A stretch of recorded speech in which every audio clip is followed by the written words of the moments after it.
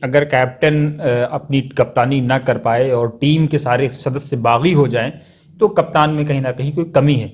लेकिन वही सिराज कुरैशी 20 साल तक अहल थे और अचानक नाअहल हो गए। जी हाँ, आपने बहुत सही बात कही। एक आदमी के लिए एमओए को काहे को तब्दील किया जाए? भैया 4,000 मेंबर हैं, क्या 4,000 में एक ही आदमी, क्या वो कयामत तक रहेंगे? तो क्या 75 साल की जो एज है उसमें तब्दीली नहीं हो सकती? जहाँ तक इस इदारे की बात है, 20 साल से वो बैठे हैं, 20 साल से उनको ये नज़र नहीं आया कि 75 साल है। आखिरी वक्त पे क्यों नज़र आया? आप इतनी संगीन बात कह रहे हैं कि सिराज साहब या इस तरह के लोगों की मेंबरशिप भी कैंसिल हो जानी चाहिए। मुझे 20 साल में एक काम बता दीजिए, इस इदारे में क्या काम हुआ एमओए के मुताबिक? तो आप यहाँ की प्रेसिडेंटशिप खरीदने आए हैं? ये कौम का इदारा है, कौम के इदारे की प्रेसिडेंटशिप खरीदेंगे? देखिए, जहाँ तक लोन की बात है, ये लोगों को बता सकते हैं। उस वक्त हिंदुस्तान में अकेला मुसलमान डायरेक्टर था पंजाब नेशनल बैंक का, सारे बैंकों में मिस्टर सलामतुल्लाह, और अपने हाथ से उस वक्त लोन देता था, बोर्ड में था मैं, और इंस्टीट्यूशन को हम कंसेशनल इंटरेस्ट रेट उस पर लोन देते थे। ये तो जाके महंगे 4% फालतू दे के लोन लेके आए। उसमें अगर ये हमारे पास आते, पंजाब नेशनल बैंक के पास आते, तो इनको बगैर गारंटी के लोन मिलता। जब आपका बीओटी आप बीओटी की बात नहीं मानते, अपनी डिक्टेटरशिप चलाते हैं, तो कैसे होगा?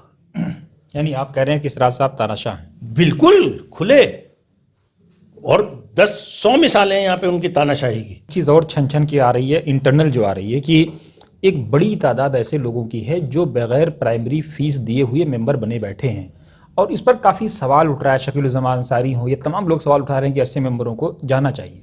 तो इसके कौन जिम्मेदार है? किसने बनाया? किसने वायलेशन करा? किसने वायलेशन करा? सिराज कुरैशी साहब ने करा। उनके साथ जो बीओटी मेंबर थे वो भी तो मुजरिम माने जाएंगे। भाई अल्टीमेटली वही ही है ना, उनके जो ऑफिस बेरर हैं वो जिम्मेदार हैं। आप दोनों ग्रुप से मुझे लिखवा के दे दीजिए कि आप फैसला कर दें, मैं ज़रूर करूँगा। लिखवा के दे दीजिए आप दोनों ग्रुप से, और मैं आपसे ये गुजारिश कर रहा हूँ कि ये काम आप ही करिए, नेक काम।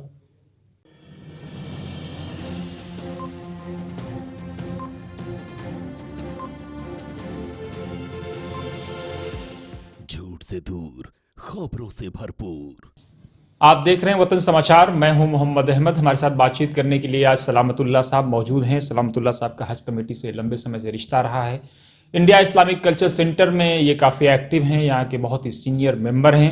इंडिया इस्लामिक कल्चर सेंटर इन दिनों 2 धड़ों में बढ़ चुका है। आरोप ये भी है कि एक धड़ा जो अबरार साहब का है उसका हिस्सा ये है, दूसरा धड़ा सिराज साहब और उनका ग्रुप है।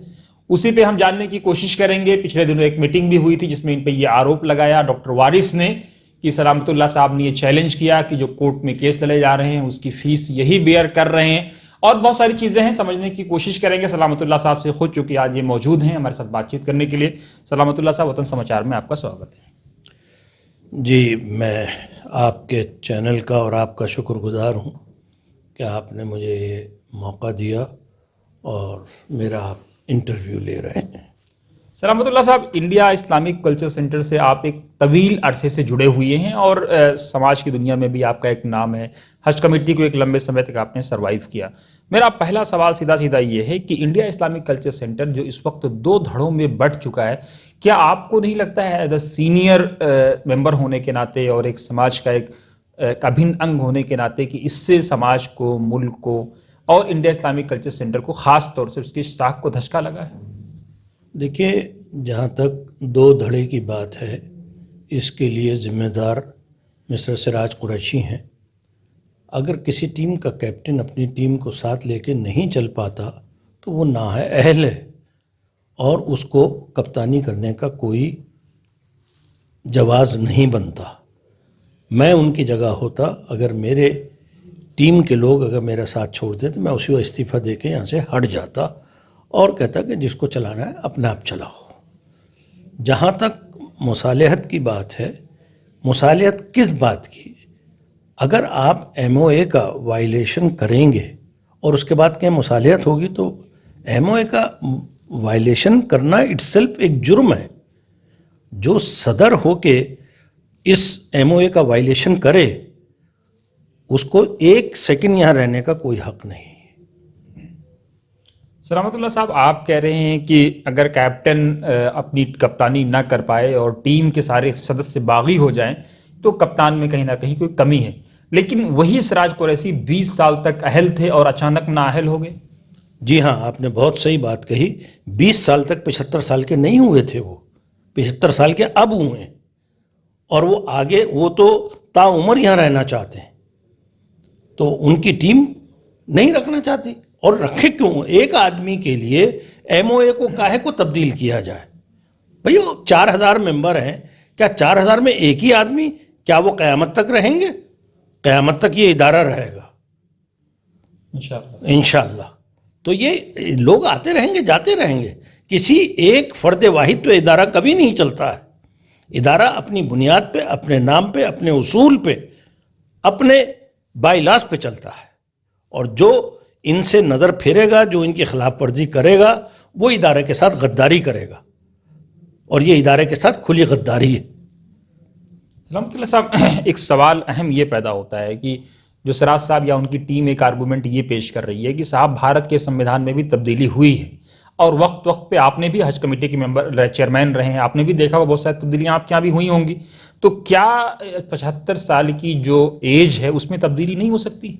जी, आपने, पहले मैं ये क्लियर कर दूं कि हज कमेटी एक इदारा पार्लियामेंट से क्रिएट किया गया था, तो वहाँ तब्दीली सरकार ने जब करनी चाहिए सरकार ने करी, वो हमारे अख्तियार से बाहर थी। जहाँ तक इस इदारे की बात है, 20 साल से वो बैठे हैं, 20 साल से उनको ये नज़र नहीं आया कि 75 साल है। आखिरी वक्त पे क्यों नज़र आया?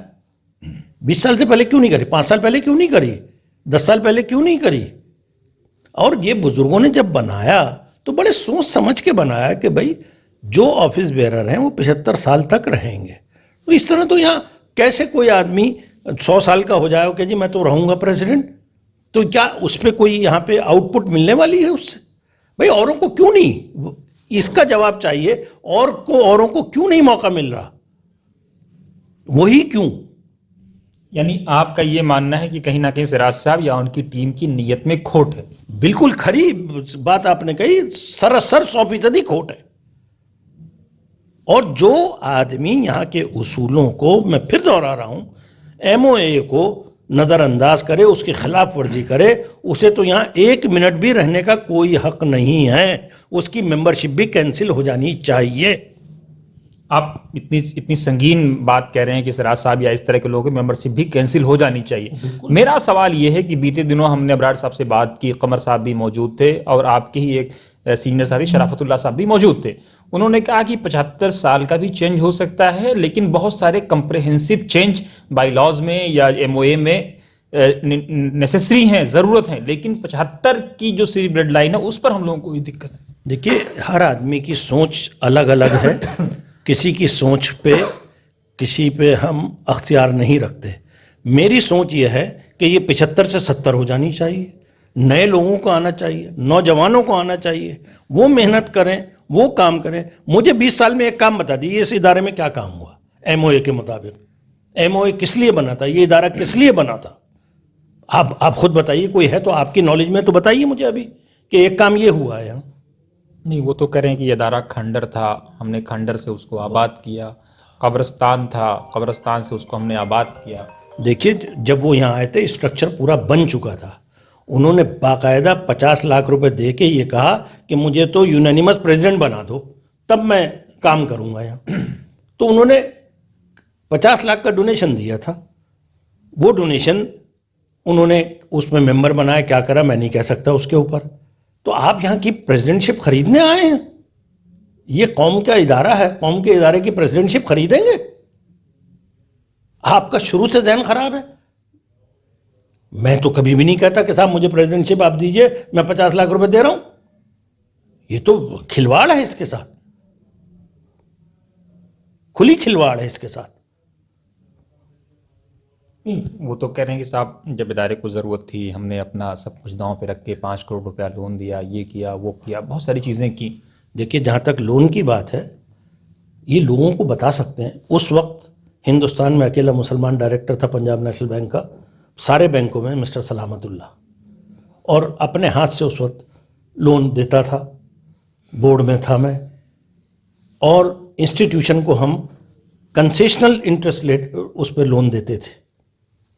ये तो जाके महंगे 4% फालतू दे के लोन लेके आए। उसमें अगर ये हमारे पास आते, पंजाब नेशनल बैंक के पास आते, तो इनको बगैर गारंटी के लोन मिलता, इंस्टीट्यूशन लोन मिलता। तो ये तो पब्लिक को बहका रहा है। नहीं, तो अगर ये बात है तो उस वक्त आपने क्यों नहीं ऑब्जेक्शन तो किया था? भाई जो कोई जब आके आपसे कहेगा कि चाहिए, तभी तो आप कुछ करेंगे। जब आपसे आके कोई कहेगा नहीं तो मैं कहूँ जी मैं आपको दूंगा। नहीं, आप इनिशिएट कर सकते थे कि साहब ये कौम का इदारा है, मुल्क की हमें शान क्या है। पता कि आप बीओटी में क्या फैसले कर रहा है, हमें तो नहीं मालूम कि आज तक कोई बीओटी का फैसला कोई किसी प्रेस में आया है। बता दीजिए, आया है तो मेंबरों को बताया है बीओटी का फैसला? आज तक इन्होंने कोई फैसला नहीं बताया बीओटी का। है तो आपकी उसमें है तो मुझे बताइए आप, है तो। एक सवाल और सलामतुल्लाह साहब पैदा हो रहा है कि सिराज साहब का जो गुट है वो ये संगीन आरोप लगा रहा है कि आप लोगों ने पूरे इदारे पे कब्जा कर लिया है, या आपका जो ग्रुप है या जिस ग्रुप को आप सपोर्ट कर रहे हैं। कब्जा किसको कहते हैं? अगर उनकी जहनियत इतनी गिर गई है कि अपने बीओटी को कह रहे हैं कब्जा कर लिया, ये कोई वो है कि ताला लगा दिया? भाई बीओटी मेंबरों को, जो बीओटी मेंबर हैं उनको इलेक्ट किसने किया था? लाइफ मेंबरों ने किया था, 5 साल के लिए किया था। कब्जे का क्या मतलब है? उनकी जहनियत इस कदर गिर गई है कि वो कब्जा कह रहे हैं इस बात को। उन्होंने तो पढ़ाई लिखाई भी अपनी खराब कर दी। कब्जा करने को कह रहे हैं। यहां पे कब्जा कोई नजर आ रहा है आपको? आप खुद देखिए, कहीं कब्जा को नजर आ रहा है? किसका कब्जा है बताइए? कभी तो कोर्ट पे सवाल उठ रहा है, कभी ऑब्जर्वर पे सवाल उठ रहा है, कभी बीओटीज पे सवाल उठ रहा है। उनके ग्रुप की तरफ से लगातार इस तरह के सवाल उठाए जा रहे हैं। देखिए, उठाने को आप 100 सवाल उठाइए। कोर्ट में जब आप खिलाफ वर्जी करेंगे एमओए की, तो कोई तो कोर्ट जाएगा। असल किसका? भाई हमारे कॉन्स्टिट्यूशन के मुताबिक हम कोर्ट में ही जा सकते हैं। तो कोर्ट में लोग जो गए हैं सही किया उन्होंने जो गए हैं। जब आपका बीओटी आप बीओटी की बात नहीं मानते, अपनी डिक्टेटरशिप चलाते हैं, तो कैसे होगा? यानी आप कह रहे हैं कि सिराज साहब तानाशाह हैं? बिल्कुल खुले, और 10-100 मिसालें हैं यहाँ पे उनकी तानाशाही की। अभी भी तानाशाही कर रहे हैं, अपने सारे ग्रुप को कह रहे हैं कि आप सब्सक्रिप्शन मत दीजिए एनुअल। उन्होंने ही पास किया था आज से 3 साल पहले। उन्होंने 1000 के 2000 करे थे, उन्हीं के सिग्नेचर है मिनट्स पे। अपने साथियों को कह रहे हैं कि मत देना। नहीं, अब तो कल कोर्ट ने अब तो रिस्टोर कर दिया। कोर्ट कह रही है ना, कोर्ट के कहने पे दे रहा है ना। सिराज साहब ने तो रोक रखा है ना। इदारे को नुकसान पहुंचा रहे हैं वो, या फायदा पहुंचा रहे हैं ये रुकवा के? एमओए की खिलाफ वर्जी कर रहे हैं ना, करवा रहे हैं ना अपने साथियों से। कोई उनसे ये सवाल करने वाला नहीं है। ये इदारा कौम का है, उनका नहीं है। ये फर्ज वाहिद का इदारा नहीं है, कौम का इदारा है ये। या उनके 10 सपोर्टरों का, 20 सपोर्टरों का नहीं है। लेकिन सलामत साहब, एक चीज़ और छन की आ रही है, इंटरनल जो आ रही है, कि एक बड़ी तादाद ऐसे लोगों की है जो बगैर प्राइमरी फीस दिए हुए मेंबर बने बैठे हैं, और इस पर काफ़ी सवाल उठ रहा है। शकील जमान अंसारी हो, ये तमाम लोग सवाल उठा रहे हैं कि ऐसे मेंबरों को जाना चाहिए। तो इसके कौन जिम्मेदार है? किसने बनाया? किसने वायलेशन करा? किसने वायलेशन करा? सिराज कुरैशी साहब ने करा। तो उनके साथ जो बीओटी मेंबर थे वो भी तो मुजरिम माने जाएंगे। भाई अल्टीमेटली वही है ना, उनके जो ऑफिस बेरर हैं वो जिम्मेदार हैं। उन्हीं के साथियों के पैसे जमा नहीं है, मेंबरशिप के भी पैसे जमा नहीं है, और वो मेंबर है वोट डालना है। कौन कर रहा है सब ये? तो क्या आने वाले दिनों में इसके खिलाफ आप आवाज उठाएंगे? बिल्कुल उठाएंगे। कोर्ट ने ऑलरेडी मेंबरशिप ऑडिट का ऑर्डर किए। हम तो जो भी गलत काम करेगा उसके खिलाफ आवाज उठाएंगे।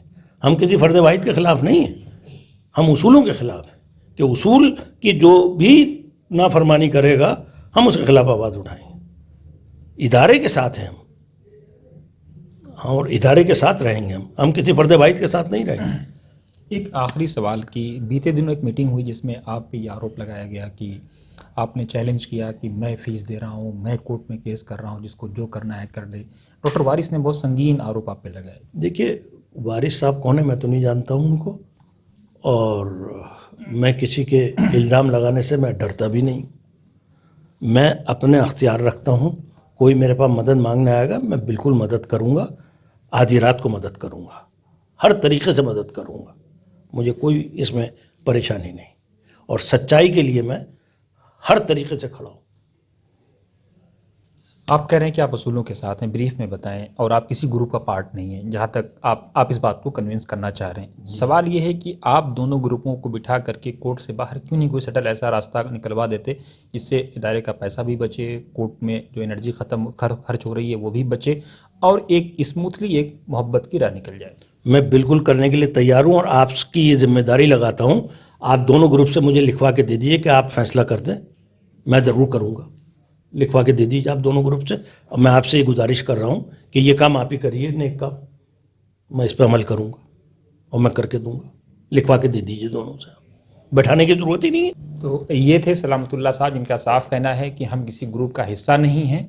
ये भी कह रहे हैं कि अगर दोनों ग्रुप इस बात की ज़मानत दें कि सलामतुल्लाह साहब के फैसले को वो मानेंगे तो वो इस चीज़ के लिए सालिस बनने को तैयार हैं। साथ ही इनका ये भी कहना है कि सिराज साहब कहीं ना कहीं तानाशाही कर रहे हैं, रूल ऑफ लॉ जो MOA था इंडिया इस्लामिक कल्चर सेंटर का, उसका पूरी तरह से वायलेशन हो रहा है, और जहां भी कानून की खिलाफ वर्जी होगी, चाहे ये ग्रुप हो या वो ग्रुप हो, सलामतुल्लाह उसके खिलाफ खड़े रहेंगे।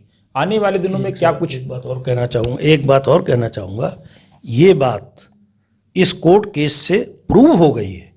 जो कोर्ट केस किया गया था, जो बातें कही, कोर्ट ने सारी चीज़ें मानी और वही फैसले दिए। इसका मतलब सलामतुल्लाह नहीं कह रहा, ये सही बात है। कोर्ट ने इस बात को तस्लीम कर लिया कि हाँ, MOA की खुली खिलाफ वर्जी हो रही है, इसलिए कोर्ट के सारे फैसले आ रहे हैं। आने वाले दिनों में क्या कुछ होगा, ये एक अहम सवाल है, क्योंकि अभी इंडिया इस्लामिक कल्चर सेंटर का मामला एक तरफ जहां डबल बेंच में पेंडिंग है, वहीं दूसरी तरफ अब तक 3 जज इस मामले को देख चुके हैं। तो कहीं ना कहीं जो जुडिशरी का फैसला आ रहा है उस पर सबकी नजरें टिकी हुई हैं। आप देखते रहिए वतन समाचार।